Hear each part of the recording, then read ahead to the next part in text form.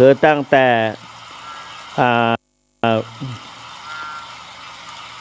เดือนแกงเกียงแฮมเป็นเดือนหนึ่งพอดีเป็นฤดูกาลเทศกาลการเรียกว่าเทศกาลหาผ้านะหาผ้าเพราะว่าพระสัมมาสัมพุทธเจ้าได้เปิดโอกาสคือได้ให้พรแก่พระสงฆ์ทั้งหลายผู้เคร่งครัดวินัยผู้ยึดถือเอาพระวินัยเป็นหลักเป็นที่ตั้งที่ปึ้งจากภิกษุ30 รูปชาวเมืองปาไถยนครซึ่งเขาได้ฟังมาโดยตลอดในเดือนนี้และก็จะไปสิ้นสุดเอาเหลือแถม2 วันพรุ่งนี้กับวันฮือก็จะถึงวันเดือนยี่เป่งเทศกาลการทอดกฐินก็จะเป็นอันหมดไปตัว และก็เหลือแต่อานิสงส์ที่จะยืดไปถึงเดือน6 เป่งอานิสงส์อย่างใดนั่นก็เดี๋ยวจะได้เพิ่มเติมเสริมให้ท่านสาธุชนทั้งหลายฟังโดยเฉพาะอย่างยิ่งในเดือนยี่เป่งนั้นมีพิธีกรรมหลายต่างๆมากมายหลายอย่างล้วนแล้วแต่เพื่อให้เกิดบุญเกิดกุศลเป็นที่ตั้งแห่งบุญเพราะฉะนั้นในเดือนนี้เอาท่านทั้งหลายเป็นเดือนที่ประชาชนได้ปักดำไถวานเรียบร้อยและก็มีการตามหาเรียกว่าสู่ขวัญควายถ้าเป็นสมัยก่อนก็สู่ขวัญควายและก็ถือโอกาสทำบุญสุนทานเพื่อแก่เจ้าตี่ธรณีตลอดถึงปู่ย่าบรรพบุรุษปู่ย่าตายายของหมู่เฮาทั้งหลายเราจึงได้รำลึกนึกถึงบุญกุศลเพื่อบ่ให้เกิดความประมาทเพราะว่าความประมาทนั้นเป็นการสูญเสียโอกาสที่สำคัญมามากต่อมากดังนั้นในเดือนนี้จึงเป็นเดือนที่ทำให้เราทั้งหลายได้เตือนสติเพราะว่าเรามานั่นก็มาด้วยมามือเปล่าไม่ได้ถืออะไรมาด้วยมาก็มาสร้างด้วย2 พลังด้วยกำลังแข้งกำลังขากำลังกายและ2 มือตลอดถึง1 สมอง 2 มือ ได้สร้างสรรค์จันลงสิ่งที่เป็นประโยชน์ทั้งแก่ประโยชน์ส่วนตัวและประโยชน์ส่วนรวมตลอดถึงประโยชน์เพื่อเกิดขึ้นแก่ชาติศาสนาพระมหากษัตริย์ ท่านสาธุชนพุทธบริษัททั้งหลายเราท่านทั้งหลายได้ทำบุญสุนทานเกี่ยวกับการทอดกฐินมาโดยตลอดและก็พอมาถึงวันประเพณีของเขาเจ้าเหนือแท้ๆคือเดือนตั้งแต่วันขึ้น13 ค่ำเดือนยี่ขึ้น12 ค่ำเดือนยี่วัดทั้งหลายก็ยังเป็นพระอารามหลวงหรือวัดเก่าวัดเดิมวัดโบราณก็จะมีพิธีเก่าพิธีการทำบุญมีมากมายหลายอย่างเกี่ยวกับเพื่อที่จะทำให้ตนเองสร้างคุณงามความดีเอากุศลติดตัวที่ตามลำต้นตัวเฮาไปเพราะว่าการทำบุญนั้นมีทางที่เกิดของบุญนั้นมีอยู่10 อย่าง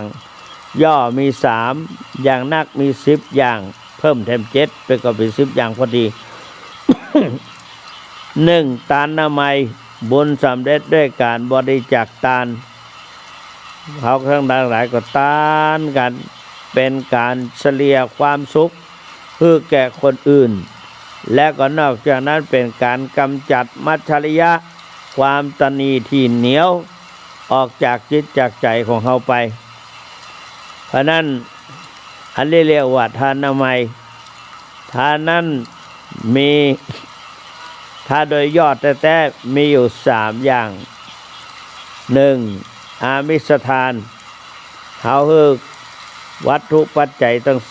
4เป็นสิ่งที่เคลื่อนใจไม้สอยเสื้อผ้าอาภรณ์ยุกยารักษาไข้ที่อยู่ที่อาศัยตลอดถึงอาหารการกินอันนี้ก็จะบริจาคเป็นการช่วยบำบัดความหิวนะความหิวและความขาดแคลนเขาก็จึงได้บริจาคไปหรือว่าเสียสละไปอันนี้เรียกว่าอามิสทานต่อมาก็คือธรรมทานอาศัยว่าเมตตาสงสารได้เอาธรรมะมาชี้แจงแสดงให้ฟังมาพูดให้ฟังจัดให้ฟังได้แก่การแนะนำพร่ำสอนโดยหวังประโยชน์ให้เกิดขึ้นกับผู้ที่ได้รับสอนได้นำไปประพฤติปฏิบัติอันนี้เรียกว่าธรรมทานและนอกจากนั้นคนเราทั้งหลายอยู่ด้วยกันลิ้นกับฟันก็ยังเผลอคบกันได้ท่านทั้งหลายก็คงบ่ปฏิเสธหลายท่านก็คงจะประสบพบเห็นด้วยตนเองบางทีอยู่ดีๆก็ได้เอาลิ้นไปถูกฟันก็กัดเข้าให้ดังตึ๊บโอ้น้ำตาหลั่งลิ้นเป็นแผลตั้งนานอันนี้ขนาดลิ้นอยู่ในปากอยู่กับฟันมาตั้งแต่อ่อนแต่ออดเผลอๆก็เอากันนะเพราะฉะนั้นเผลอๆก็คบกันตบนะแล้วก็ต้องป่วยหลายเพลาเพราะนั้นเราก็อภัยคนเราทั้งหลายนาจิตตังอยู่ด้วยกันบ่สามารถได้แต่ก็มีการอ่อนผ่อนผันให้อภัยแก่กันและกันนี่1อามิสทานได้แก่ให้สิ่งของ2ธรรมทานได้แก่การแนะนำพร่ำสอนประการที่3อภัยทานการให้อภัยแก่กันและกันทานเหล่านี้เป็นเกิดแห่งบุญเรียกว่าทานนามัยบุญสำเร็จด้วยการบริจาคทาน2ศีลไมยบุญสำเร็จด้วยการรักษาศีลเขาก็ต้องอยู่ด้วยกันก็ต้องมีศีล5เป็นยารักษาชีวิตให้ผ่องพิษเพิดแผ้วแก้ววิเศษรักษากายวาจาฆ่ากิเลสจากเป็นเหตุได้กำเนิดเกิดเป็นคนเพราะนั้นศีลจึงเป็นสิ่งที่ดีที่งามพระพุทธเจ้าตรัสว่าศีลังโลเกอนุตตรังศีลเป็นเยี่ยมที่สุดเป็นยอดที่สุดในโลกศีลังอาภรณังเศรษฐังศีลเป็นอาภรณ์เครื่องประดับให้อันประเสริฐเหมือนว่าถ้ามีศีลแล้วก็สวยงามจะลุกจะเหินเดินย่างจะทำอย่างต่างๆสำหรับคนผู้มีศีลก็ย่อมจะเป็นผู้ละเอียดอ่อนละเอียดอ่อน3ภาวนาไมย บุญสำเร็จเกิดจากการภาวนาพนักการภาวนาจึงทำให้เกิดให้มีให้สิ่งที่ดีๆมาบังเกิดแก่ตนอันนี้1ทานนามัยบุญสำเร็จด้วยการบริจาคทาน2ศีลไมยบุญสำเร็จด้วยการรักษาศีล3ภาวนาไมยบุญสำเร็จด้วยการเจริญภาวนา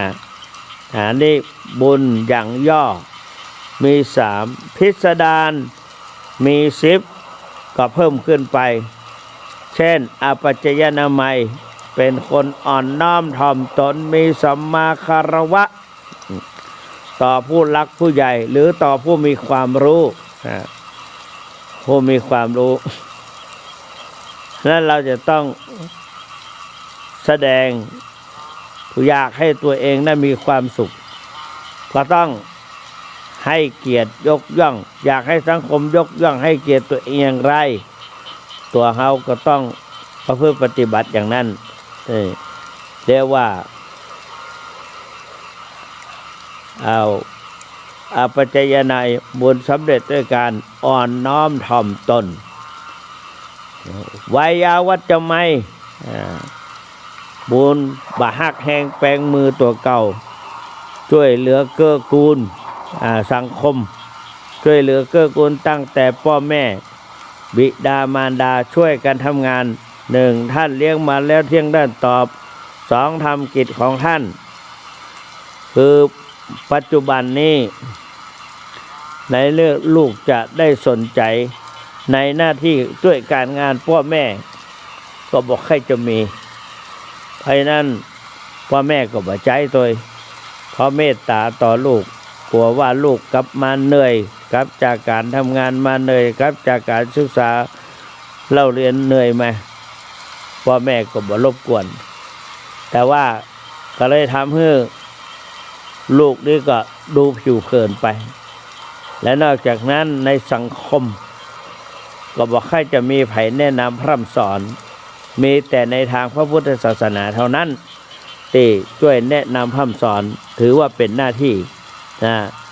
นี่เรียกว่าวายาวัจจะไม่ช่วยขวนขวายแล้วนอกจากนั้นก็มีปฏิทานามัยบุญสำเร็จได้การเอื้อเฟื้อเผื่อแผ่บุญเปิดโอกาสให้ผู้อื่นได้โมทนาหรือได้ช่วยเหลือเกื้อกูลกัน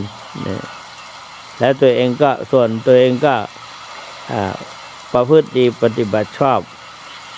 เว้นโบราณว่าสิ่งควรหลีกคือความชั่วสิ่งควรกลัวคือความผิดพลาดสิ่งอุบาทคือความขัดแย้งสิ่งร้ายแรงก็คือความมัวเมาสิ่งควรหลีกคือความชั่วมันจะเกิดขึ้นตั้งกายตั้งวาจาแต่มีจิตเป็นผู้บังคับบัญชาเป็นผู้สั่งนะสิ่งเหล่านี้จะเกิดขึ้นนอกจากนั้นปฏิทานามัยนั่นเป็นการแผ่บุญคล้ายๆว่าอุทิศก็ได้หรือให้เปิดโอกาสให้คนอื่นได้มาชื่นชมสมนัสได้อนุโมทนานี่ก็เป็นบุญนะประการที่ต่อมาก็คือปัตตานุโมทนาไมยเรียกว่าปัตตานุโมทนาไมยเราอนุโมทนาในสิ่งที่เขาทำยกย่องอย่างเทศกาลกฐินพอคนข้างบ้านตั้งกฐินองค์กฐินขึ้นก็มีคนทั้งหลายก็ไปร่วมกันเรียกว่าหอมกันเรียกว่าหอมกันเพราะนั้นการให้หอมกันเรียกว่าปัตตานุโมทนาไมยบ่มีอย่างเหตุแต่ก็มือ10 นิ้วยกขึ้นโมทนาก็ได้ก็เป็นบุญนี่เรียกว่าเป็นบุญนะเรียกว่าปัตตานุโมทนาไมยแล้วก็ธรรมเทศนาไมยบุญสำเร็จด้วยการแสดงธรรมธรรมสวนาไมยบุญสำเร็จด้วยการฟังธรรมอย่างท่านทั้งหลายกำลังฟังเนี่ยแหละเป็นเรามาฟังเทศน์ฟังธรรมฟังเอาบุญฟังเอาความรู้ฟังเอาพอไปเป็นอุปนิสัยฟังแล้วอุทิศส่วนบุญส่วนกุศลไปให้แก่บรรพชนหรือตลอดถึงสรรพสัตว์ทั้งหลายแต่อุทิศส่วนให้นั้นท่านพุทธศาสนิกชนทั้งหลายในวัน2 วันนี้ตั้งแต่13 ค่ำ14 ค่ำและเดือนเพ็ญแต่ละวัดก็มีธรรมนิมนต์พระเจ้าพระสงฆ์สามเณรไปเทศน์ให้ศรัทธาประชาชนได้สดับรับฟังกันต่างคนก็ต้องมีศรัทธาแต่เป็นที่น่าโมทนาโดยเฉพาะวัดพระธาตุเจ้าสดีจอมตองตกกันเป็นหมวดทำกันตกทำกันหมวดไผ่หมวดนี้ไผ่มาร่วมอนุโมทนาก็ปักปัจจัยใส่ซองปัดหรือบ่ใส่ก็ใส่หีบโชว์ไว้เพื่อร่วมในการฟังธรรมทำไมถึงต้องฟังท่านบอกว่าผู้ฟังธรรมย่อมได้ฟัง สิ่งที่เราไม่เคยฟัง 2. สิ่งใดได้เคยฟังแล้วแต่ไม่เข้าใจชัดย่อมเข้าใจสิ่งนั้น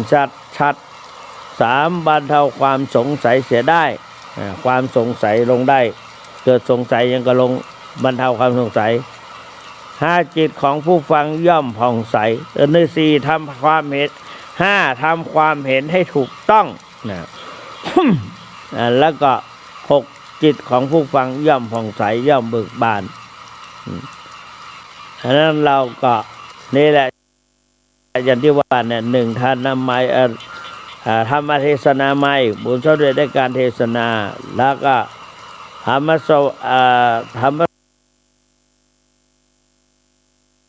สวนามัยบุญสำเร็จเกิดจากการฟังเพราะนั้นทำบุญ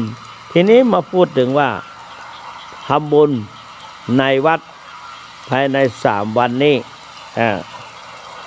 ภายใน3 วัน ว่า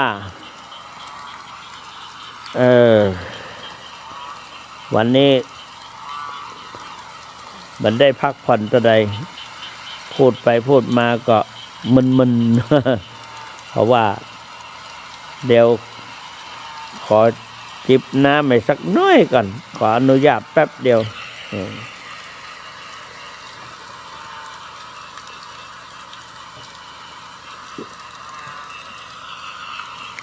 ขอสุมาเตอะ พระเจ้าคุณจิบน้ำว่าไปว่ามาก็รู้สึกว่า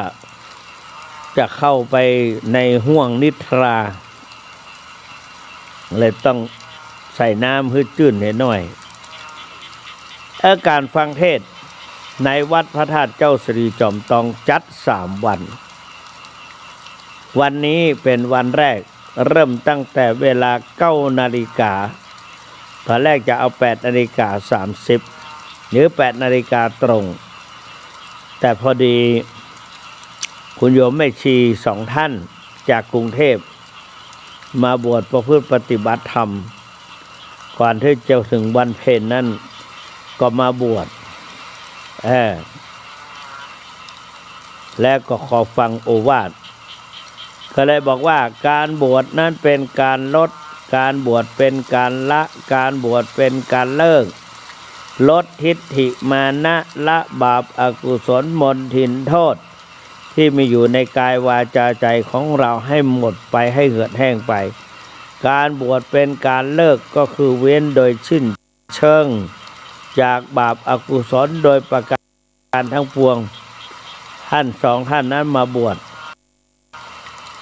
บวชแล้วท่านก็ได้มาประพฤติปฏิบัติธรรมทำให้มองเห็นแล้วว่าการบวชนั้นไม่ใช่บวชอย่างเดียวการบวชนั้นเป็นการหลอมหล่อชีวิตจิตใจให้ติดแน่นดูด้วยคุณธรรมการหลอมหล่อชีวิตจิตใจให้ติดแน่นอยู่ด้วยคุณธรรม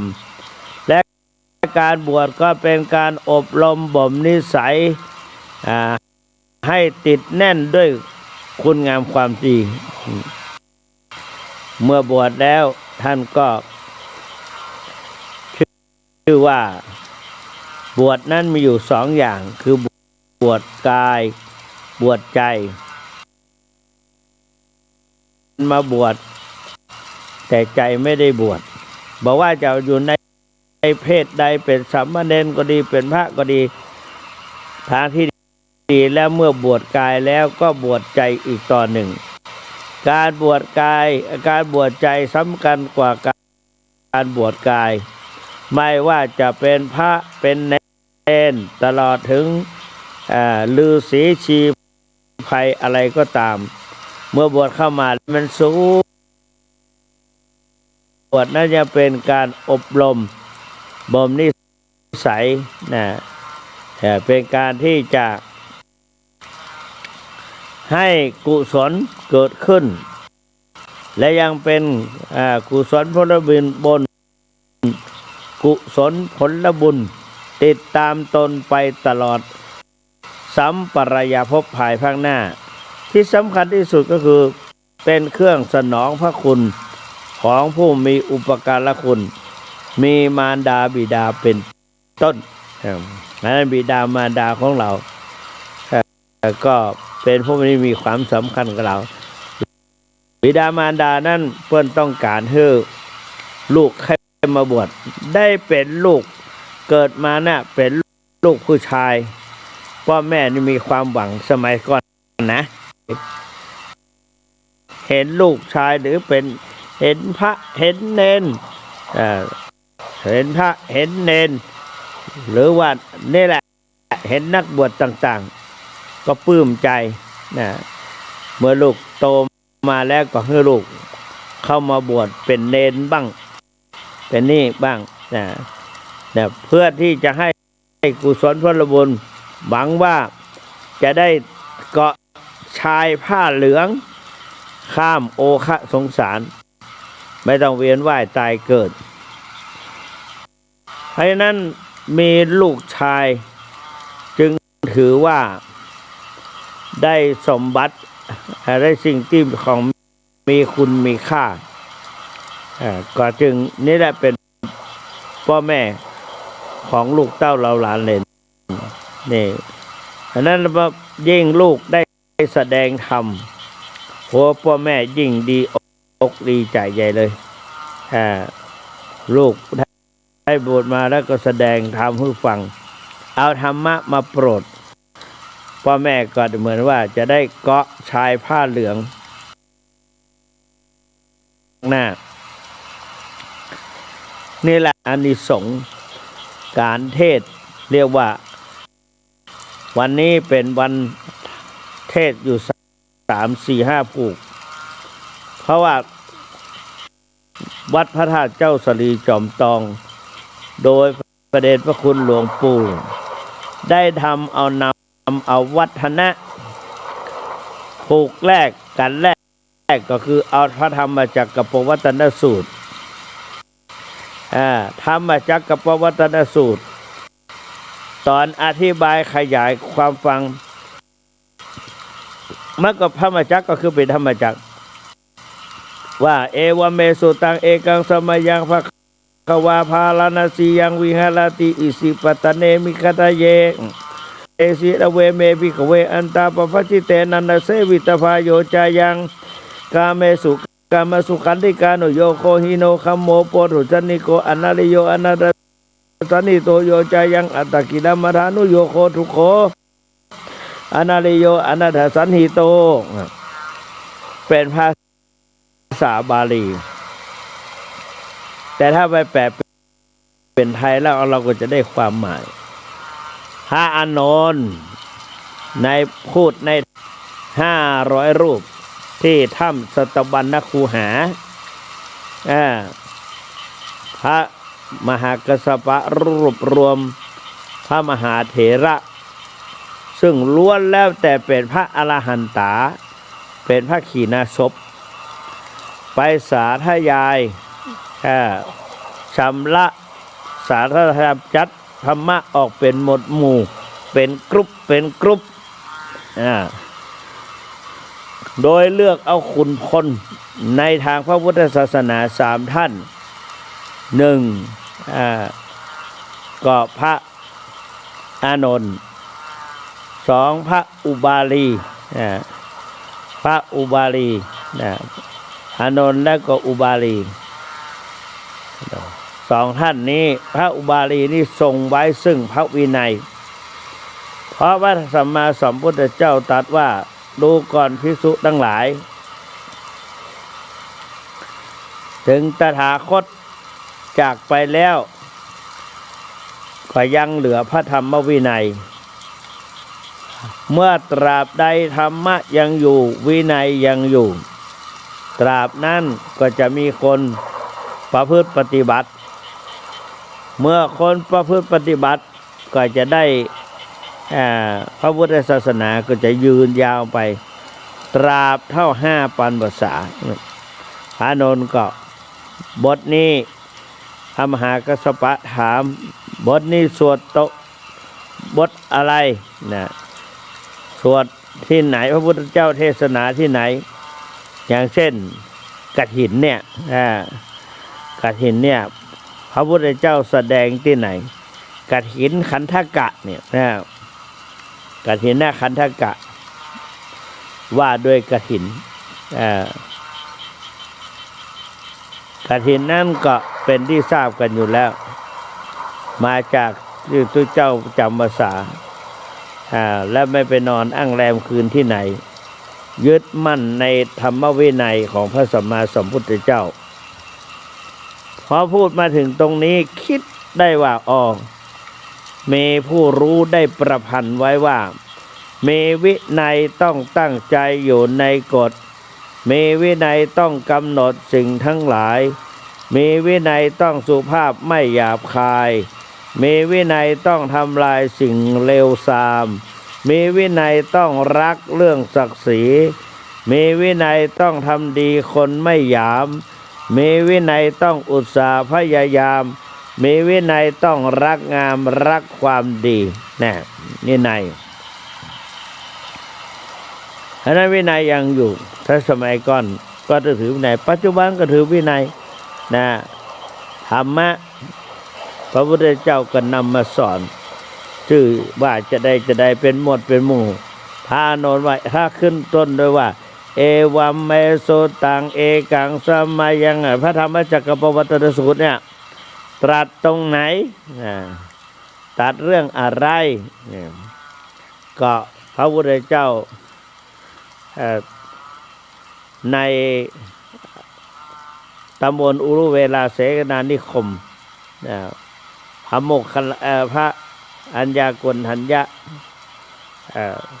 พระอัญญากฤฤาษีทั้ง5 รูปพระพุทธเจ้าตรัสในพระเวฬุวันดังบทสวดว่าเอวเมสุตังเอกังสมยังภะพาราณสีเมืองพาราณสีเมืองพาราณสีพาราณสียังวิหารติอิสิปตเนมิคทาเยอิสิปตเนก็คือว่าเป็นที่อยู่ของหมู่ฤาษีเป็นสถานที่ให้อภัยที่พระราชาให้เจ้าหน้าที่พนักงานนำอาหารสำหรับกระแตไปเทให้ตะแกกินพ่องอย่างนี้ก็ได้กระแตเป็นที่ให้อภัยแก่เนื้อกระแตเป็นที่กระแตแล้วก็พาราณสียังหรือว่าเมืองพาราณสีพระพุทธเจ้าไปแสดงว่าดเวเมภิกขเวอันตาปภัชชิเตนะเสวิตภาบอกว่าที่สุด2 อย่างที่บรรพชิตไม่ควรเสพที่2 อย่างคืออะไร1กามสุขันลิกานุโยคที่ภิกษุไม่ต้องเสพคือทุกเจ้าจะประมกมุ่นอยู่ในเรียกว่ามกมุ่นอยู่ในกับแบบคารวาสแบบชาวบ้านมาได้มีกู้มีเกมมีอย่างต่างๆมาได้เพราะเป็นของปุถุชนเป็นของชาวบ้านไม่ใช่ของพระอริยเจ้า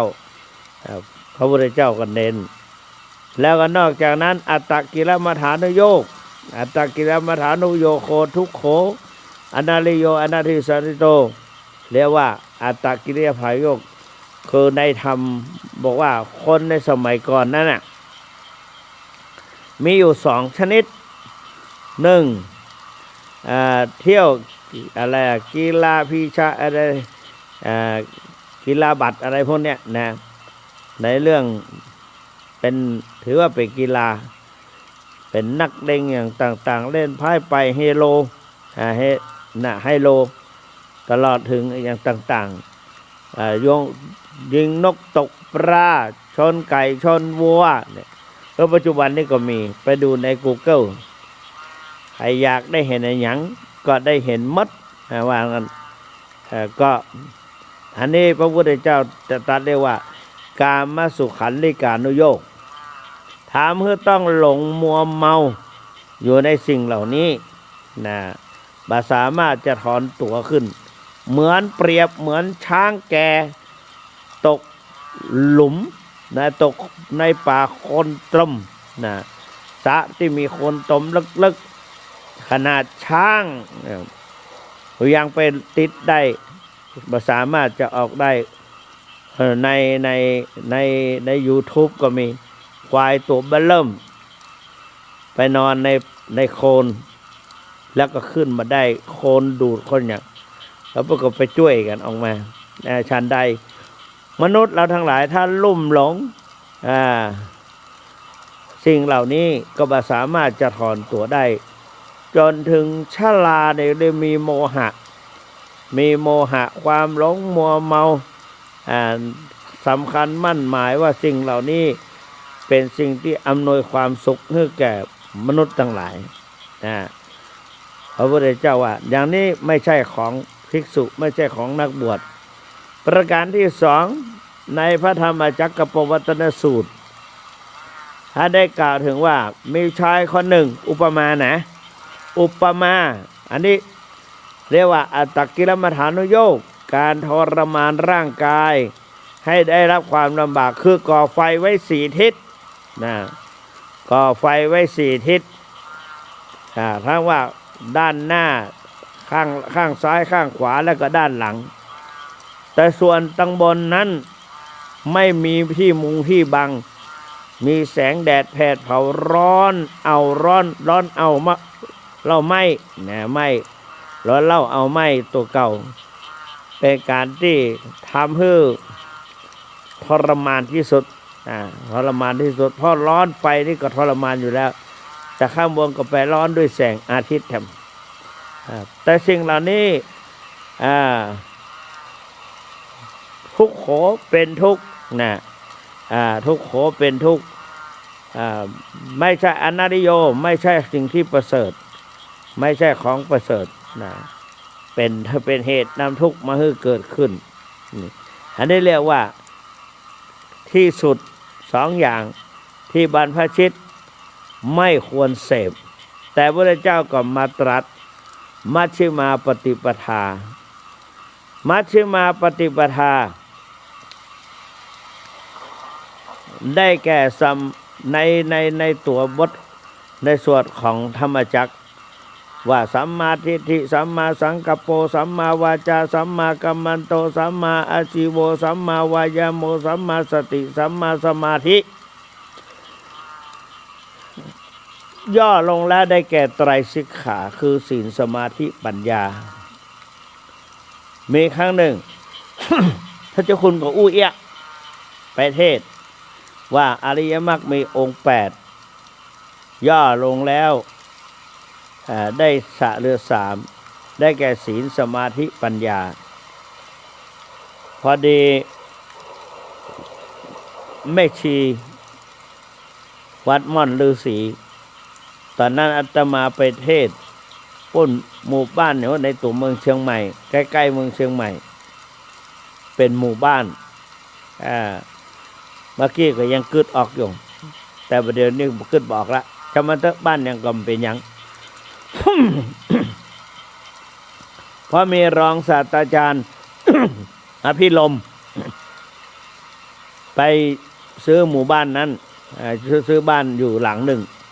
ก็อยู่ครอบครัวของท่านแต่ท่านก็พอใจได้ท่านเจ้าคุณไปเทศในหมู่บ้านเป็นตัวแทนของชาวบ้าน ในขณะนั้นเขาก็ประกาศว่าในหมู่บ้านนั้นน่ะจะมีการเทศธรรมจะมีการประชุมกันทุกกึ่งเดือนหรือว่าทุกวันพระก็จะนิมนต์พระไปเทศแต่ละองค์แต่ละรูปสัปดาห์ละรูปพระเจ้าคุณก็ได้สัปดาห์หนึ่งแต่ว่าเขาประกาศว่าพระเจ้าคุณพระสุวรรณเมธีจะได้มาเทศในหมู่บ้านนั้นคืนนั้นแกก็ไป ติดตามนำตัวเขาไปแต่ว่าเขาไปแล้วเขาอยู่ในหมู่บ้านเขาก็ไม่ต้องออกไปไหนพอค่ำมาท่านเจ้าคุณสุวรรณเมธี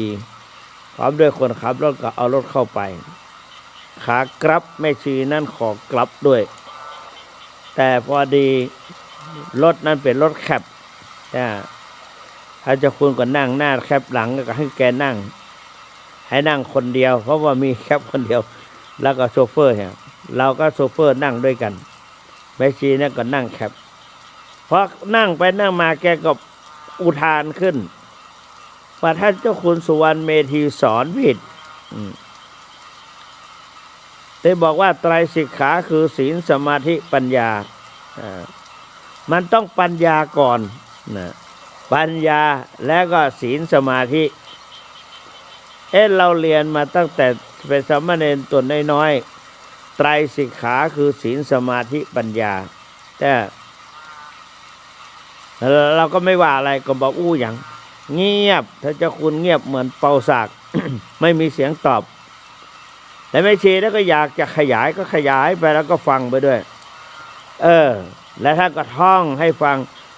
ว่าสัมมาทิฏฐิสัมมาสังกัปโป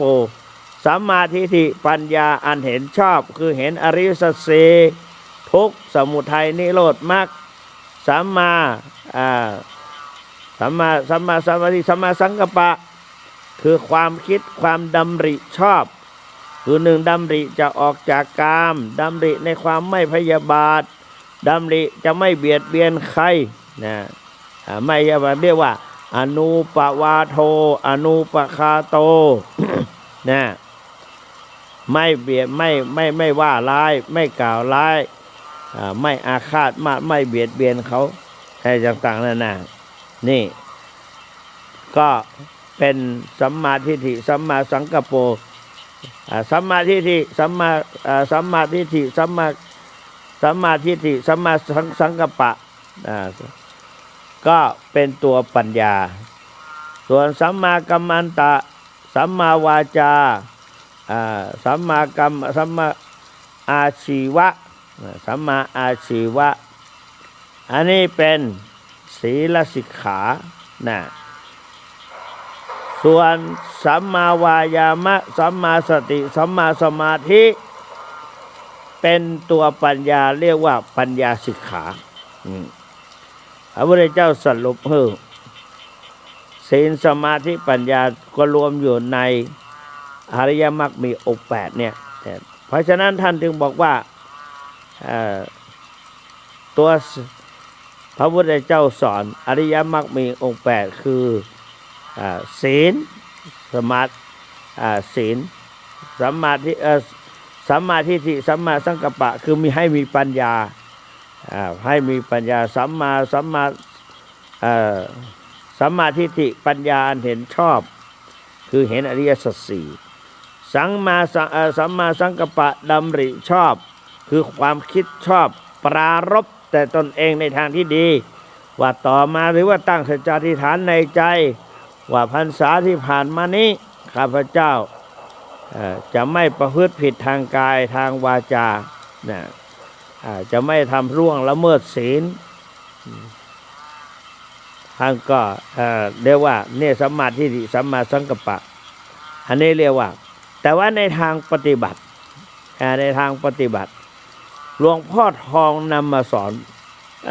น่าทึ่งมากมีโยมคนหนึ่งมาถามหลวงปู่ทองเป็นผู้หญิงฐานะมีอันจะกินเพราะว่ามารถมียี่ห้อมีระดับพอขึ้นไปหาหลวงปู่ก็ถือกระเช้ารังนกกระเช้าใหญ่เบิ่มหิ้วคนเดียวไม่ไหวต้องคนอื่นหามไปแล้วก็ไปถวายหลวงปู่ก็ถามว่าโยมมาจากไหนมีความต้องการอะไรมีให้การช่วยเหลือได้บ้าง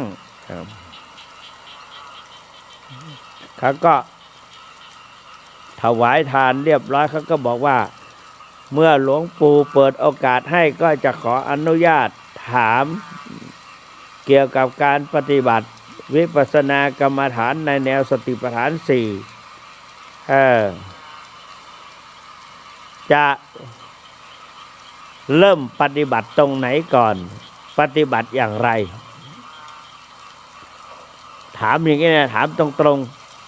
ๆซึ่งท่านเจ้าคุณสุวรรณยังเป็นพระครูอาทรสุวรรณโมลีอยู่ตรงนั้นก็นั่งดูท่านในใจก็คิดเป็นอกุศล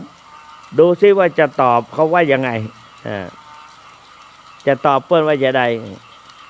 ท่านคะเนี่ย วิปัสสนาในแนวสติปัฏฐานสี่ที่ท่านสอนทุกวันเนี้ยจะเริ่มต้นปฏิบัติที่ไหนก่อนปฏิบัติอย่างไรโอ้ไอ้ถามหลวงปู่ตอนนั้นพระครูอาทรสวนมณีก็ยิ้มย่องว่าหลวงปู่จะตอบอย่างไรปู่ก็ตอบว่าปฏิบัติที่ไตรสิกขาคือศีลสมาธิปัญญาอาจารย์คุณสุวรรณเมธีในฐานะที่บวชตัวเล็กๆเป็นภาคปริยัติมาก่อนศีลก็คืออะไรก็คือสำรวมระวังสังวรสำรวมระวังศีลห้าต้องสำรวมระวังไม่ต้องมีสติไม่ฆ่าสัตว์ไม่ลักทรัพย์ไม่ประพฤติผิดในกามไม่ล่อลวงกล่าวเท็จไม่เสพสิ่งเสพติดให้โทษศีลห้าว่ามาระยะหนึ่งก็ได้ยินเขาแปลใหม่ว่าไม่มุ่งร้ายทำลายผู้อื่นไม่ทุจริตช่อโกงไม่ประพฤติผิดในกามแล้วก็ไม่โป้ปดมดเท็จคือเรียกว่ามีสัมมาวาจาแล้วก็มีสัมมาสติแต่ถ้าจะพูดในสมัยก่อนเราก็เรียกว่าเบญจศีลเบญจธรรมเมื่อจะมีเบญจศีลก็มีเบญจธรรมก่อนอยู่ในใจเรามีธรรม5ข้ออยู่ในใจ1เมตตากรุณาอันนี้เป็นป้องกันไม่ให้ฆ่าสัตว์ตัดชีวิตแม้แต่เบียดเบียนสัตว์ทั้งหลายเพราะเรามีเมตตาคือความรักแล้วก็กรุณาคือความสงสารปรารถนาจะให้เขาพ้นจากความทุกข์อันเนี้ยเมตตากรุณาถ้าเป็นคุณธรรมนะป้องกันไม่ให้ฆ่าสัตว์ตัดชีวิตต้องมีเมตตาความรักปรารถนาใจไปสุขกรุณาความสงสารคิดเพื่อจะให้เขาพ้นทุกข์อันนี้ป้องกันไม่ให้เกิดการฆ่าสัตว์ตัดชีวิตไม่ให้เกิดการเบียดเบียนเรียกว่าเมตตากรุณาอันนี้เรียกป้องกันแล้วต่อมาข้อที่2ก็คือสัมมาอาชีวะเลี้ยงชีวิตในทางสุจริตไม่ต้องอายในที่จะทำกินถ้าเราทำตั้งใจทำแล้วทุกสิ่งทุกอย่างความเจริญก็จะเกิดขึ้นข้อสำคัญรู้จักเรียกว่ารู้จักประมาณพอประมาณการมีพอประมาณเวลามัตตัญญุตาแม่หลวงละไมเจริญพรแม่หลวงไม้ตอนนี้เราออกอากาศอยู่นะกำลังออกอากาศแม่หลวงจะอู่หยังเจออู่มาเลย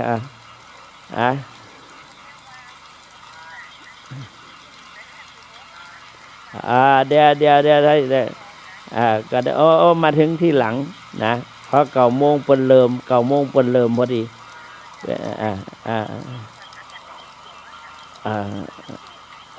็นหยังแหละเนาะแล้วถ้า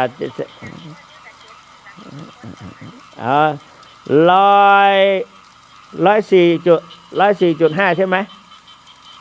104.5 เมกะเฮิรตซ์นะมันมีกุศสถานีไม่หลงกุศสถานีแหละมันออกกุศสถานีนะแม่หลวงละไมใจปัญญาได้มาฟังวันนี้ฟังเจ้าคุณสีแห้งๆเพราะเจ้าคุณมาได้พักผ่อนแต่วานนี้ได้รับนิดเดียวตื่นตี 4จากนั้นก็วันนี้ตลอดทั้งวันบ่ายโมงก็ไปประชุม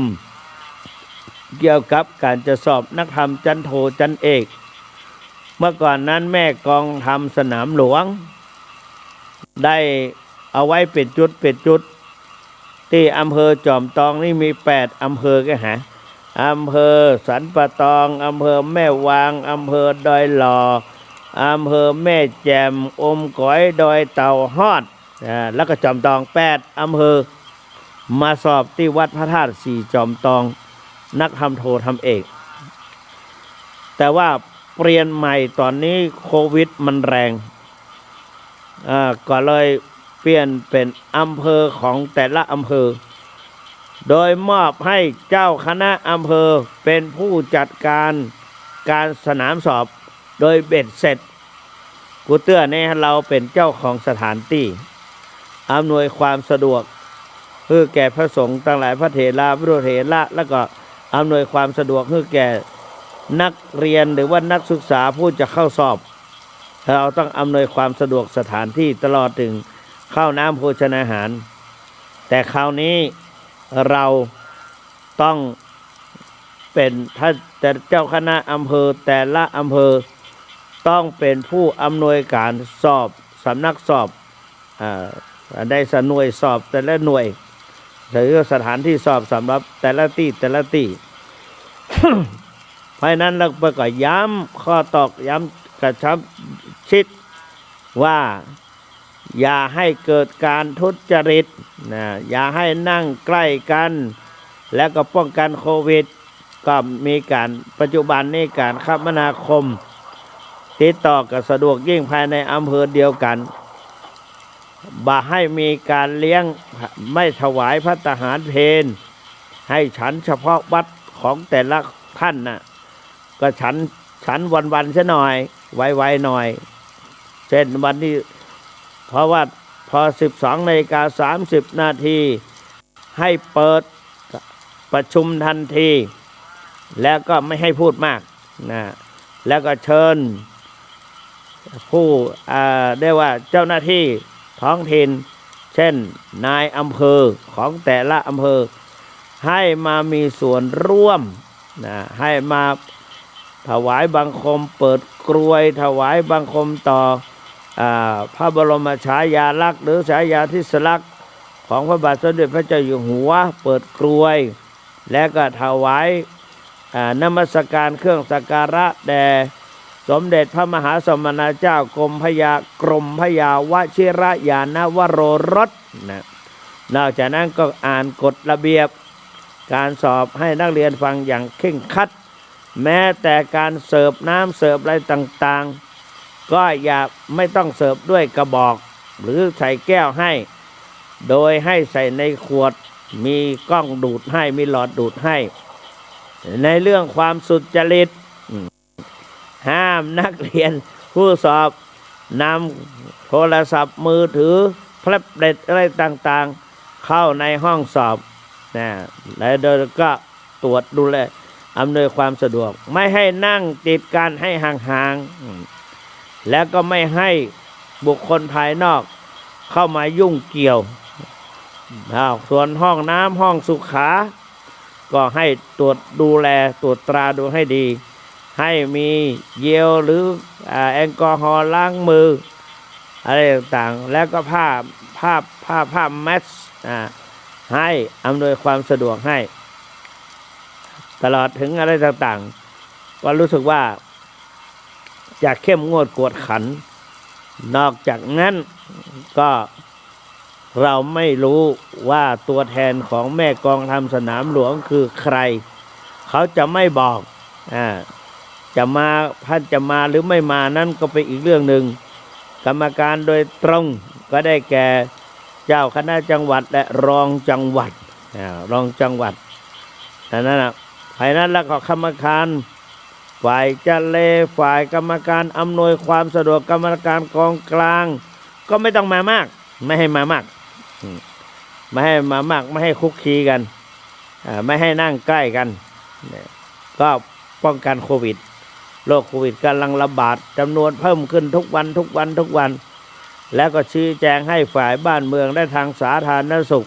ของฝ่ายบ้านเมืองให้ทราบว่าเรามีความจำเป็นต้องสอบเพราะศึกษามาปีหนึ่งไม่ได้สอบมันก็จะนี่ไปแม่กองทัพสนามหลวงก็ ได้กำหนดให้สอบนะหลายวัดหลายสำนักที่มีเป็นร้อยก็ให้ถ้าว่าห้องหนึ่งมีสัก40ให้แบ่งออกหรือมี20กว่าให้แบ่งเป็น2ห้องให้แบ่งเป็น2ห้องไปสองห้องสอบแต่เวลาลงชื่อก็เอาตามนั้นตามห้องเดิมนั้นให้นั่งห่างๆกันเพราะว่าห้องมันมีจำนวนจำกัดหรือว่าความห่างกันจะอยู่ด้วยกันไม่ได้นะนอกจากนั้นก็ให้มีการตรวจตราดูแลนะแล้วก็ประกาศให้นักเรียนทั้งหลายได้ทราบโดยละเอียดเพื่อความสุจริตความหมดจดความโปร่งใสคัดเอาผู้รู้เท่านั้นที่จะเข้าสอบได้แต่ไม่หวังว่าผู้ความปรารถนา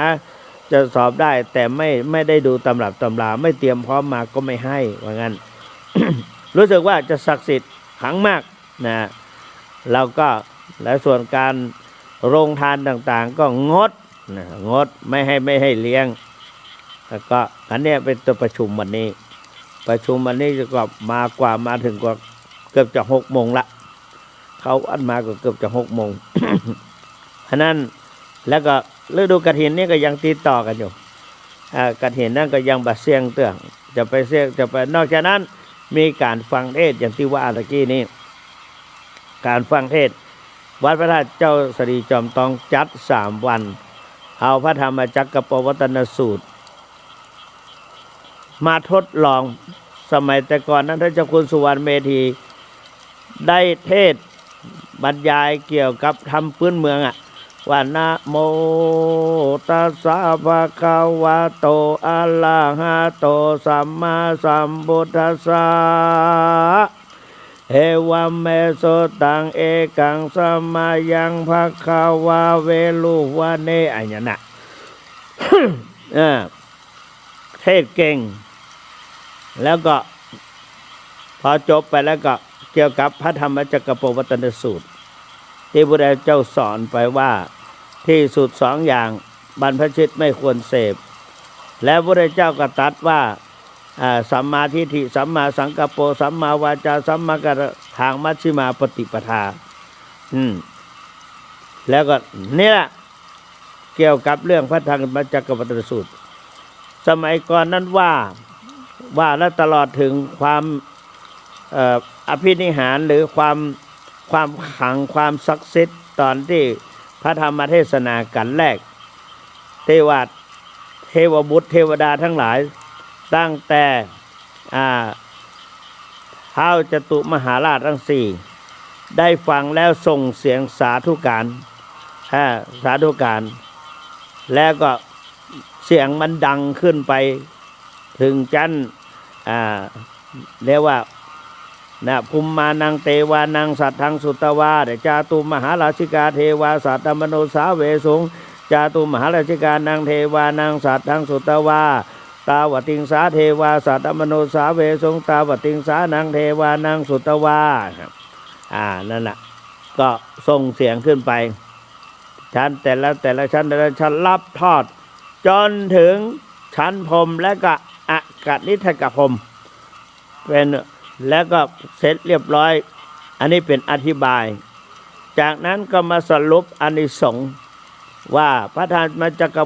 ปวัตนสูตรนี้ผู้ใดได้ฟังได้สร้างได้เขียนทำสมัยก่อนเขามีการจารึกใบลานได้แต้มได้เขียนยังทำมาจักรปวัตนสูตรหรือได้ปูจาได้ฟังนี้ก็จะเป็นผู้ที่มีบุญมีกุศลจะได้รับอานิสงส์อย่างนี้ในธรรมว่าอย่างนั้นปรากฏว่าวัดพระธาตุจอมทองเนี่ยเราสังเกตดูตั้งแต่ไปอยู่วัดพระธาตุเจ้าสรีจอมทองตั้งแต่ปีพุทธศักราช 2535 ได้ร่วมกิจกรรมมาโดยตลอดได้เห็นประชาชนในตอนนั้นซึ่งตอนนี้ก็หายไปหลายร้อยคนละที่กรรมการเก่าๆหายไปหมดเสียงแต่ยังตื่นหนุ่มๆกำๆเพราะก็แก่ขึ้นไปกับหมดงอกๆแงกๆจนตัวเก้าก็แก่ขึ้นก็เกือบจะ70ละเราก็ได้มาเห็น ในสมัยนั้นเขาเป็นเด็กนักเรียนเด็กนักเรียน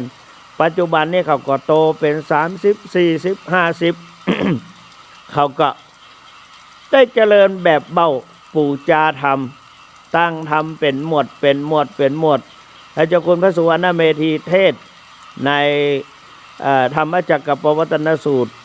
ในฐานะที่ภายในวัดนี้มีพรรษายุการมากกว่าผู้อื่น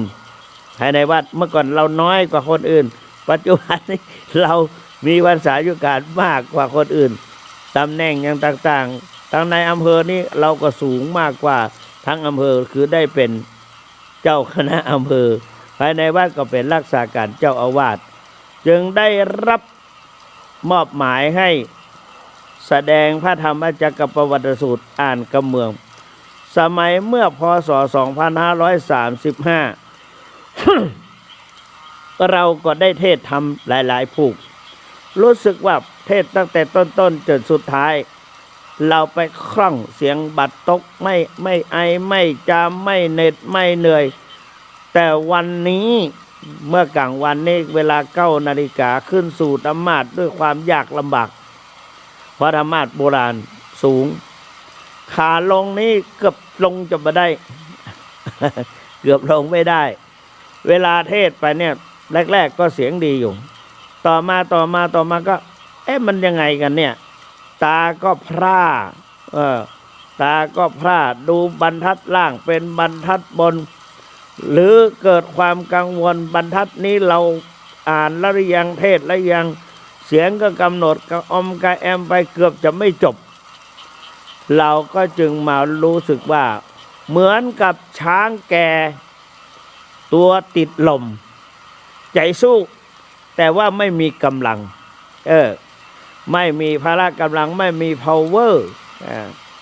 ทำให้คนทั้งหลายดูว่าเจ้าคุณของเรานี่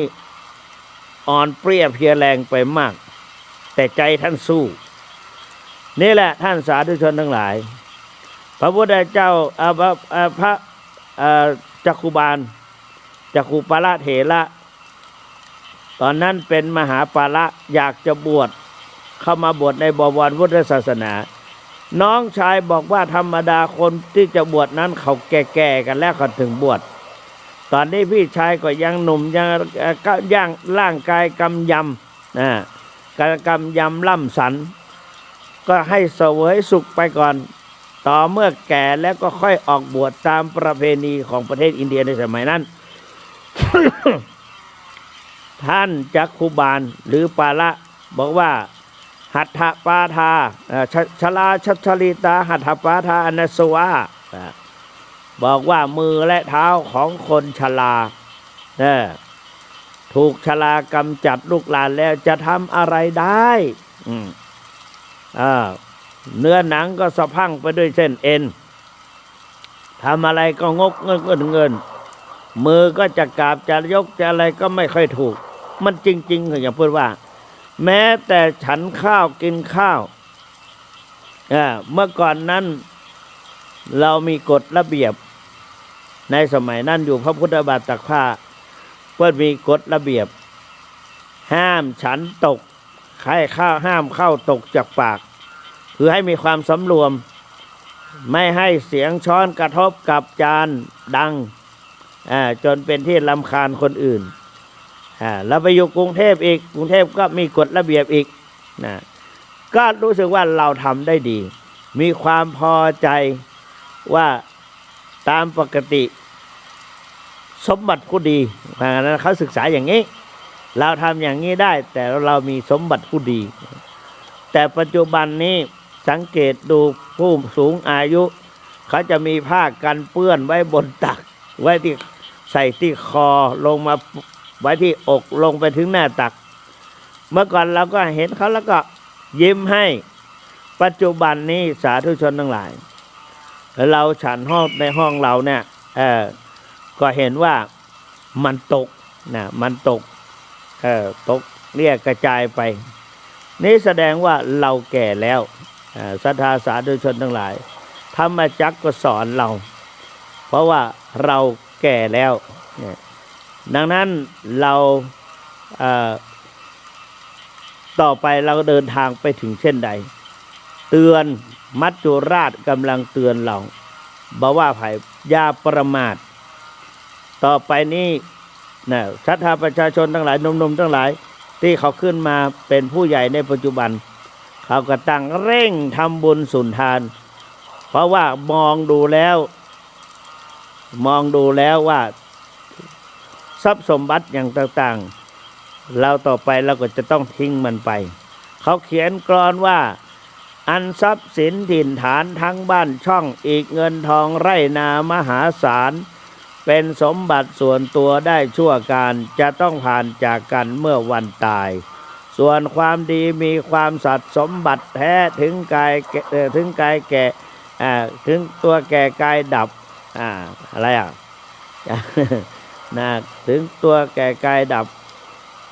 เอาละดิลืมแล้วเนี่ยนั่นน่ะไม่รับหายจะสถิตติดแน่นแองซื้อถึงตัวตายชื่อยังอยู่เชิดชูเอ่ยในสัมปรายภพนั้นเปรียบเหมือนกับเราเดินทางแล้วในทางเราไปทางไปเที่ยวในที่ไหนก็ได้ไปทัศนศึกษาที่ไหนเราก็ต้องมีเงินติดตามใส่กระเป๋าไปหรือใส่ในแผ่นการ์ดไปแต่ว่าไปสู่ปรโลกไปหน้าสิ่งเหล่านี้ใจบ่ได้ต้องเป็นบุญเป็นกุศลทั้งนั้นดังนั้นเราจึงต้องสั่งสมบุญ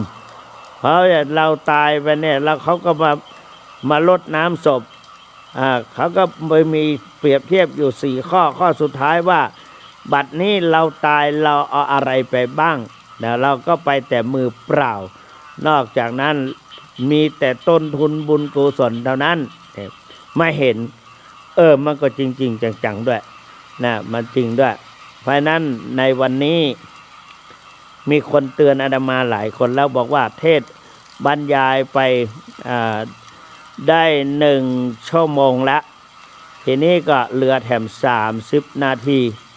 30 นาทีก็จะเปิดโอกาสเพราะว่า22 สถานี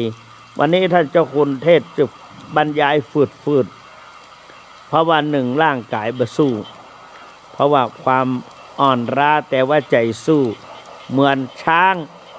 ตกอยู่ในป่าขี้โคลนซึ่งแน่นแล้วก็บ่สามารถจะพยายามดิ้นเอาตนรุดออกจากเปลือกตมหรือขี้โคลนเลนนั้นได้แต่ก็มีใจอยู่เมื่อกองสงครามดังขึ้นถึงจะมึกสักครั้งหนึ่งวันนี้ก็เช่นเดียวกันเป็นหยังก็ผ่านมาได้มากพอสม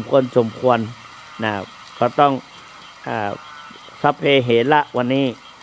เพราะฉะนั้นศรัทธาสาธุชนทั้งหลาย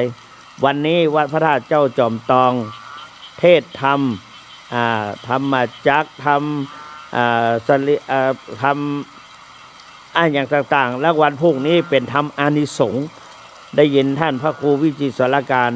ว่าวันพรุ่งนี้วัน14 ค่ำเป็นธรรมเกี่ยวกับอานิสงส์ต่างๆและก็วันสุดท้ายนั้นเกี่ยวกับมหาเวสสันตรชาดกนะเรียกว่ามหาเวสสันตรชาดกวันนี้วัดพระธาตุเจ้าสลีจอมทองมีประเพณีวัฒนธรรมประเพณีอันนี้และหลวงปู่ทองพระเดชพระคุณหลวงปู่พระพรหมมงคลก็มาสืบสานต่อขึ้นเข้มข้นขึ้นและปัจจุบันนี้ประเพณีอันนั้นก็ยังเข้มข้นเหมือนเดิมเหมือนกับหลวงปู่ยังอยู่ที่ได้ทำไว้พระครูวิจิตรสารการท่านได้สืบสารเป็นหัวเรี่ยวหัวแรงตัวเรายังต้องไปฟังท่านว่าวันนี้ทำกันนี้เพราะอะไรเอาไปเพราะอะไรก็ยังฟังท่านดูท่านแล้วก็เอาความรู้จากท่านเพราะเมื่อก่อนนั้นหลวงปู่เป็นก้นเป็นประธานอยู่ท่านตลอดเราก็บอกเราก็ไปเหมือนกันแต่ว่าบัลลัมจะไปอยู่ได้ตลอดทั้งวันเพราะฉะนั้น ในวันนี้วัดทั่วไปในภาคเหนือก็ส่วนมากก็จะทำกันมีเทศ2 วันบ้าง3 วันพ่อง2 วันพ่องวันเดียวพ่องก็แล้วแต่เหตุแต่ปัจจัยแต่ขอให้ท่านศรัทธาสาธุชน รักษามรดกอันนี้เอาไว้วัฒนธรรมอันนี้ไว้พยายามเข้าไปวัฒนธรรมอย่างอื่นๆนะเพื่อจะมากลืนของเราถ้าเรารักษาวัฒนธรรมอันนี้ตอนแรกบักเข้าใจเราอาจจะบักเข้าใจแต่ถ้าฟังไปต่อไปเหมือนกับเราฟังภาษาฝรั่งฟังภาษาฝรั่งอย่างสมมติเราดูหนังฝรั่งที่เปิ้นพากย์เสียงของเปิ้นเสียงในฟิล์มฟังตอนแรกบ่ฮู้เรื่องฟังอย่างใดก็บ่ฮู้เรื่อง2 รอบ 3 รอบฟังฟังอันเก่านั้นพอสุดท้ายเราก็จะรู้ได้เลยสามารถว่าพร้อมกับนักพากย์ในหน้าปากหนังก็ได้เพราะฉะนั้นอันนี้ก็คือความชำนาญเกิดจากการเริ่มต้นและทำบ่อยๆวัฒนธรรมประเพณีของเหนือเฮาล้านนาของเราจะต้องสืบสารสืบออกไปยืดยาวต่อไปจนเป็นมรดกไปสู่ลูกสู่เจ้นลูกเจ้นหลานตลอดไปบรรพบุรุษของเรารักษามาให้เราสันใดต่อไม้ให้เราก็ต้องส่งต่อให้ลูกหลานไปนานๆเพราะว่าสิ่งเหล่านี้มีคุณมีค่าเหมาะกับล้านนาไทยเฮาดังนั้นในโอกาสนี้อาตมาภาพพูดมาถึงตรงนี้อาตมาก็จะเปิดโอกาสกับศรัทธาสาธุชนทั้งผู้ฟังสถานีวิทยุ22 สถานีมีสิ่งใดที่จะสนทนากับท่านเจ้าคุณพระสุวรรณเมธี0817830215ก็โทรเข้ามาได้เอาละเจริญพรเจ้านี่โทรมาจากจังหวัดไหนเชียงใหม่แน่โอ้วัดเกตการามโอ้ดีแล้วนะแม่จันทิพย์น่ะโอ้87แล้วสาธุของอายุใกล้เคียงกับโยมแม่เนอะอายุวันโนสุขังพลังเจ้าขอบคุณมากที่รอฟังขอบคุณมากเลยเจริญพรกดปิดกรรมแม่กดปิดกรรมเพราะว่าคนอื่นจะได้โทรเข้ามา081โอ้บางคนโทรเข้ามาหลายครั้งแต่บักเอาละเจริญพรจะคนนี่ลำปางเนาะจะบนใจซ่อนวันนี้ฟังสึงเจ้าคุณใครรับใครนอนกะ บ่ใจเจ้าคุณน่ะนะเสียงอ่อนไปนะเจริญพรโยมปิดเสียงของโยมน่ะคนอื่นจะเข้ามาเนาะเจริญพรอายุวันโนสุขังพลัง081783เจริญพรอันนี้บ้านห้องห้วยการบ้านห้องละปูนนะเนี่ยชัดเจนนี้เนาะขอบคุณจันนักไปแล้วไปฟังเทศกับไปฟังเทศที่ไหนไปเดินยี่เป็งเนี่ย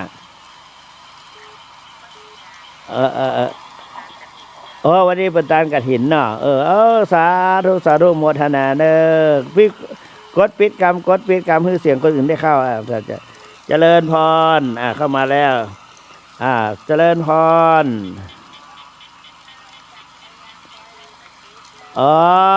ได้สเก็ตเด็ดสกอยว่าถามมาไ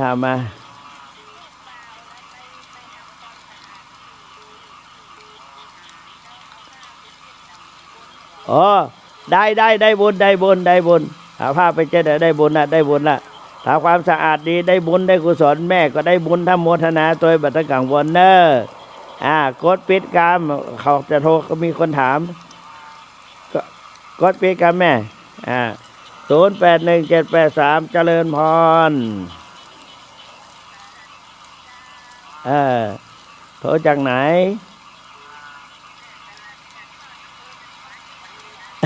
แจ้ซ้อนนะพอไปคือโควิดหายแล้วจะไม่แอลเนอะแจ้ซ้อนลำปางเนอะขอบคุณจัดหลายอายุวันโนสุขังพลังเนอะ ช่วยกดปิดกรรมนะรับละ0817830215นะเจริญพรเจ้านี่สันซ้ายไปสันฮะ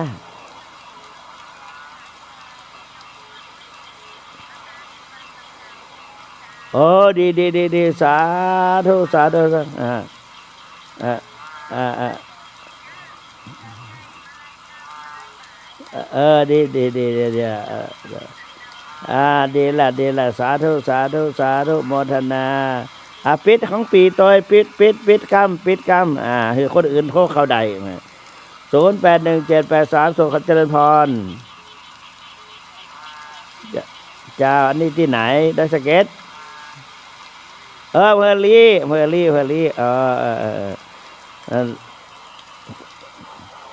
มันในแม่น่ะมันเป็นเทวหลายประเดี๋ยวนี้ก็ยังมีเสียงตุ๊ดจะเข้ามายินดีนะแม่เนอที่โทรมาเนอขอขอบคุณอายุวันโนสุขังพลังแม่ปิดของแม่กำนะปิดของแม่กดปิดของแม่กำคือคนอื่นได้เข้า0817830215เปิดกดบาจ้างเราต้องกดเอง081เจริญพรว่าได้เจ้าโทรจากไหนฮัลโหลโทรจากไหนครับท่าป่าเป้าเวียงป่าเป้าเจียงไฮ้เสียงชัดดีเนาะวันนี้เจ้าคุณอู้สเปสปะกะ บ้านลอยเหมือนคนอื่นเนาะแต่ฟังได้อยู่เนาะขอบคุณจัดหลายดีแล้วข้าวดีแล้วครับขอบคุณมากอายุวันโนสุขังพลังเนอ0817830215เจริญพรได้โทรจากไหน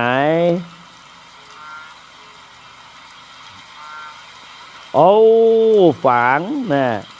วันนี้เขาก็อู้ถึงฝังบ่อยเหมือนระยะนี้นะอุปไมยเกี่ยวกับเรื่องกฐินสมมุติว่าฝังปูน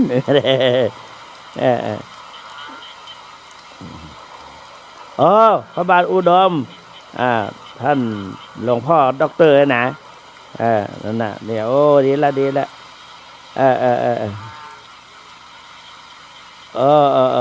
ม่นดีละแม่นโควิดนี่เขายุดก่อนเนาะ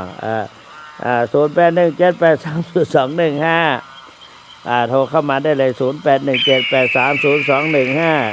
เจริญพร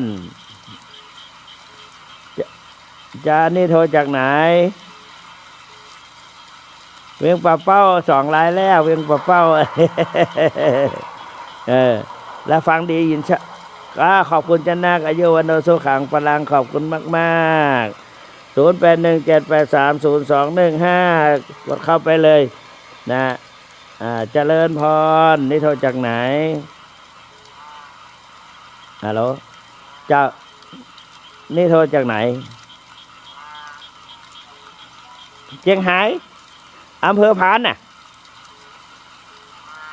อำเภอพานเชียงรายได้ยินเสียงชัดดีว่ะ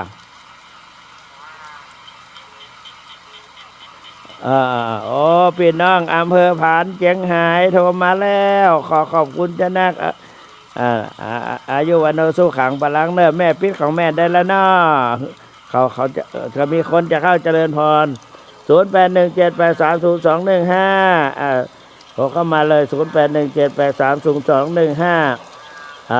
หลายสายที่มาเข้า22ข้อความเจริญพรเจ้าโทรจากไหนฟังชื่อบ้านงามได้ศิลาพรสีเตบันหงได้ฟังชัดดีเนาะจะ98.75นี่เครื่องทรง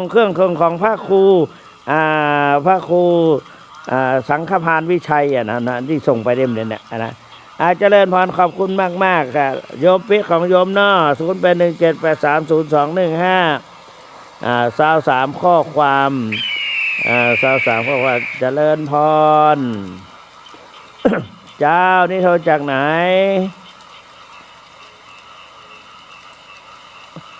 ปอดเต้าไผ่ยาวเฮ้ดอกคำไต้เนาะโอ้ดอกคำไต้น่ะชัดเจนนี้เนาะ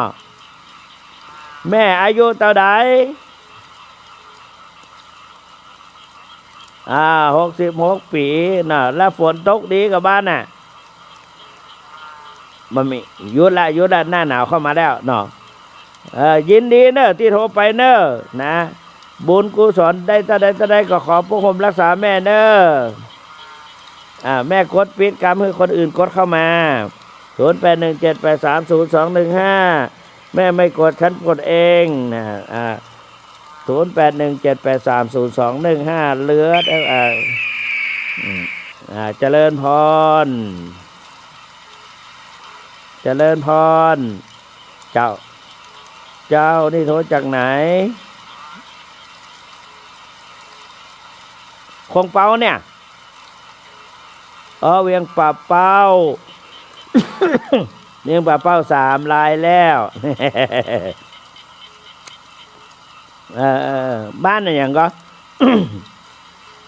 ปงเหนือตำบล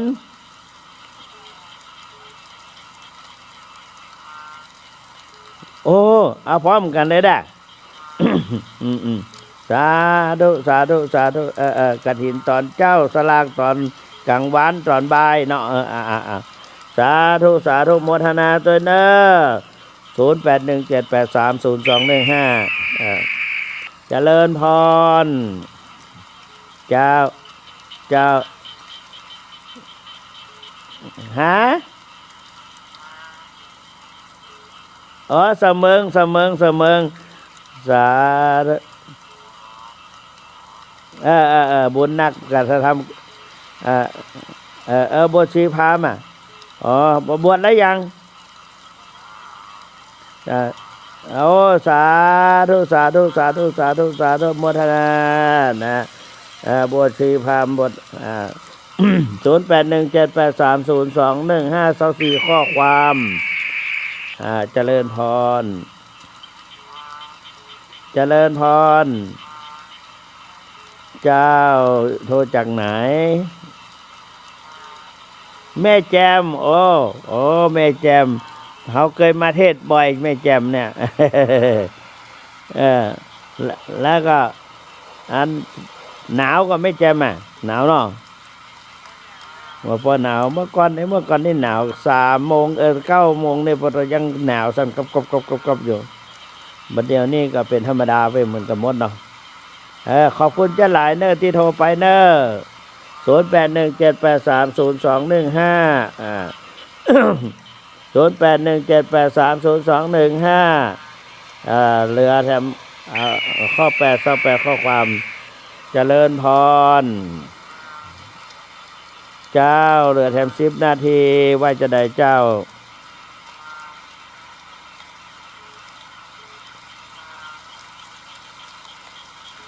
ตำบลสันสลีก็เมกาดอยสะเก็ดเนี่ยกะอำเภอเวียงป่าเป้าอันนั้นมันวัดสันสลีเนาะนี่บนสันสลีว่าสันสลีคือหยัง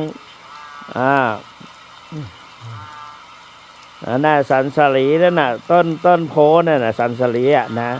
มันเป็นดอยมันเป็นสันแล้วก็ต้นโพมันมีหั่นต้นโพมันมีความหมายจึงกลายเป็นตำบลสันสลี เดานะขอบคุณเจ้าหลายเนอะยุวโนสุขังปลัง0817830215โทรเข้าไปได้เลยนะเจริญพรอันนี้โทรจากไหนเนี่ยใจซ่อนอำเภอเจ้าขอบคุณเจ้าหลายเนอ อายุวันโนสุขังพลังร่วมสดมุกมีความสนุกสนานกับธรรมมีความเบิดเพลินอิทันันทติเปจานันทติอุพยนันทตินันทติสุขติงคโตนะไว้นะเจริญพรเจ้าโทรจากไหนสันติสุขดอยลอนะสันติสุข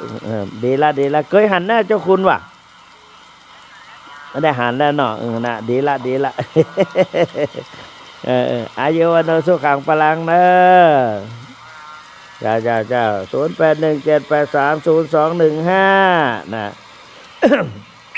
โคเข้ามาแล้วเจริญพรสวัสดีครับเจริญพรฮะอำเภอไหนอำเภอแม่จันเชียงไฮ้กะเนาะแม่จันได้ยินเสียงชัดดีป่ะฮะ ต้องเนี่ยแม่พระธาตุดีตอนนี้เป็นโควิดมันต้องไปเตื้อถ้าโควิดหายแล้วต้อนรับเต็มที่เนอะอายุวันโนสุขังพลัง0817830215โทรเข้าไปได้35ข้อความที่ไม่ได้รับ เจริญพรเข้ามาแล้วเจริญพรจากคนอันนี้แม่นี่แม่ซีอุไรแม่ก็โอ้ลำปางเพ่เนาะปิดขอบคุณจัดหลายน่ะ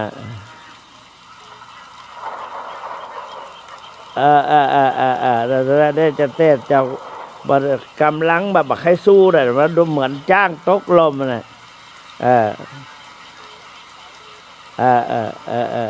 อายุวันโนสุขังพลังเด้อขอบคุณจัดหลาย0817830215นะ30ข้อความ37ข้อความเจริญพรโท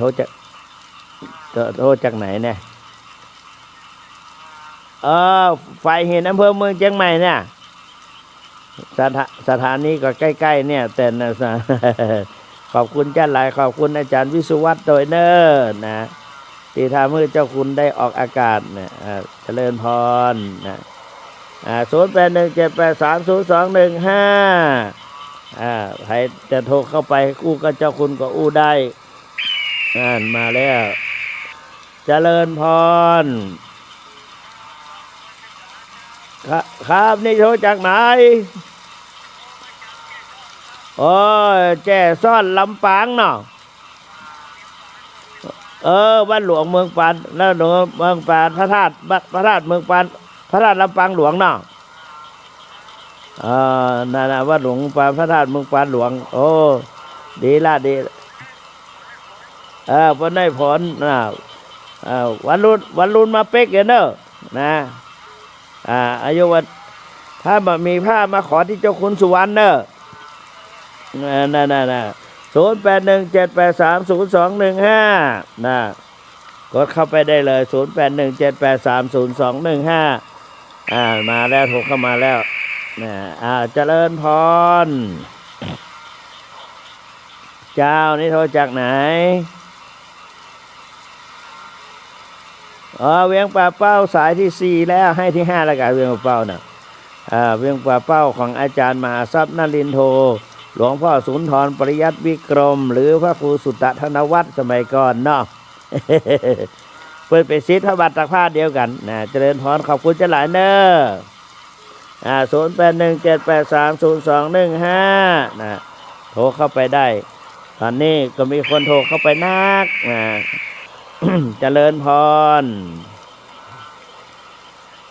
เจ้าเหลือทำ4 นาทีเจ้า เธอจากไหนแม่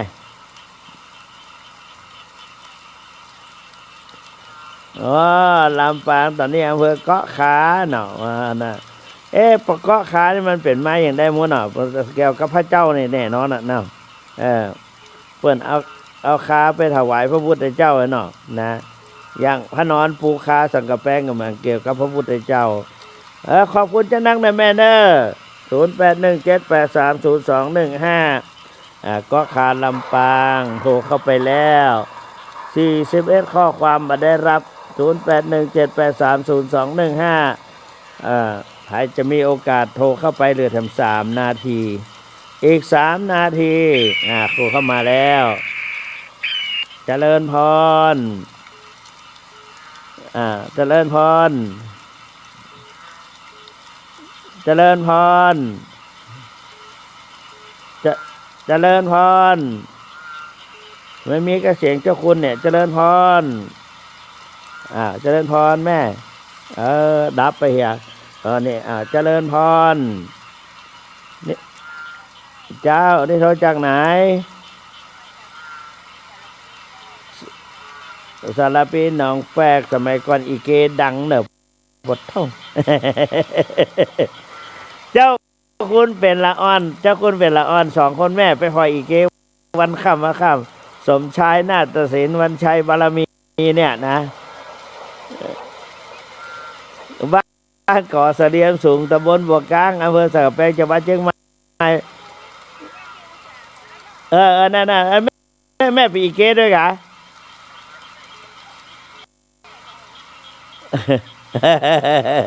เอานึกว่านั่นน่ะขอบคุณจะหลายเด้อ0817830215เหลืออีก2 นาที30215เหลือแถม2 นาที0817830215หมดแล้วกะนะแม่ไปไข้หัวเข้าใส่ว่าเจ้าคุณบอกว่าชอบอีเกนี่แหละท่านสาธุชนทั้งหลายมีโอกาสโทรเข้าไปทำไมเหลือทำ2 นาที2 นาทีเข้า